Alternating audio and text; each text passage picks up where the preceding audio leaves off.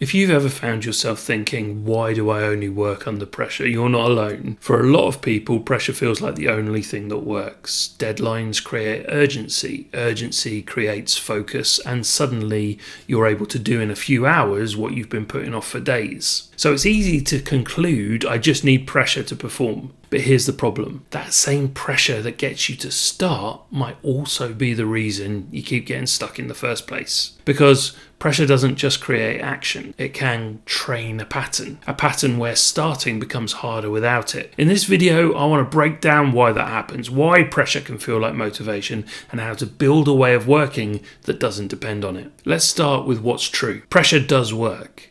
When a deadline is close, something changes. Distractions fall away, your focus sharpens, you stop overthinking and just start doing, and often you perform surprisingly well. This is because pressure activates the stress response. Your brain narrows its attention, it prioritizes immediate action, and it suppresses hesitation. In that moment, you're not trying to feel motivated, you're reacting, and that reaction can look like productivity. Under pressure, your brain shifts into a different mode.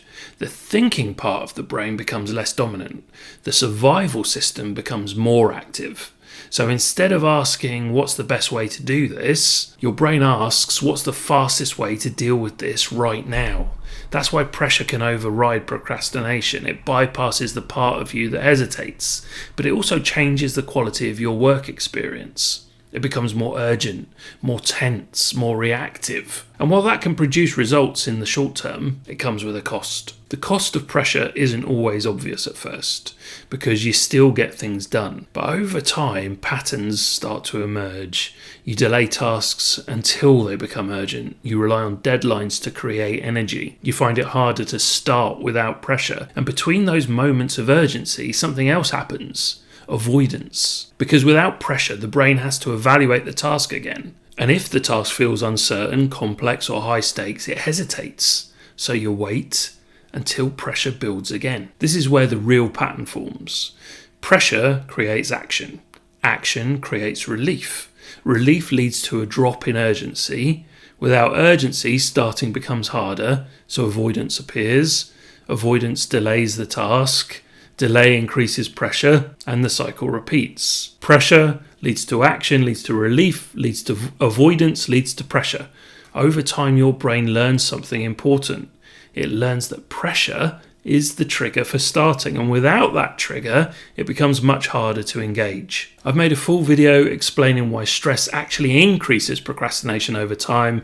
I'll link that here and in the description. The more you rely on pressure, the more your brain reinforces the pattern. It begins to associate starting with urgency and non-urgent work with hesitation. This is why people often say, I know what I need to do, I just can't get myself to start. It's not a lack of knowledge, it's a learned response. The brain has become conditioned to wait for pressure before engaging. And over time, the amount of pressure required increases. Deadlines need to feel closer. Stakes need to feel higher, and starting becomes harder without that intensity. When people notice this pattern, they often try to fix it by applying more discipline. They try to force themselves to start earlier, push through resistance, be more consistent. But this approach usually backfires because it adds more pressure, and more pressure reinforces the same loop. The brain doesn't interpret discipline as motivation, it interprets it as demand. And when demand increases, caution increases, which is why forcing yourself often creates more resistance instead of less. So, if pressure isn't the answer, what is? The alternative is not removing pressure completely, it's reducing the brain's dependence on it. Instead of using urgency as the trigger for action, you create conditions where the brain feels safe enough to start. So that might look like shrinking the task, reducing expectations, clarifying the next step, or lowering the emotional weight around the work. When the brain perceives the task as manageable, engagement becomes easier, not because you forced it, but because the system is no longer resisting it. If you want to understand why your nervous system sometimes resists important work, I've explained that in another video. It's here in the pop-out banner and in the description. If you want to move away from pressure-driven productivity, try this. Instead of asking, how do I make myself do this? Ask yourself, how do I make this easier to start? shrink the entry point, reduce the scope, remove unnecessary pressure, give yourself permission to begin imperfectly. These small changes reduce the perceived risk of the task, and once the brain no longer sees the task as threatening, starting becomes much easier. So the goal isn't to eliminate pressure completely. Pressure will always exist in some form.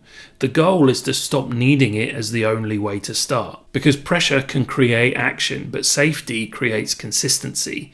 And consistency is what allows momentum to build over time. If this video helped you understand why you only work under pressure, the next video I recommend is why stress makes you procrastinate. Your brain is protecting you. That video explains how stress shapes your behavior around work. I've linked it on screen now. You can also explore the full procrastination psychology playlist where I break down how to build momentum without relying on pressure or discipline. And if you'd like more videos like this explaining productivity through psychology rather than forcing yourself to perform, consider subscribing to the channel. I would love that, because once you understand how the brain actually works, productivity becomes much easier to build.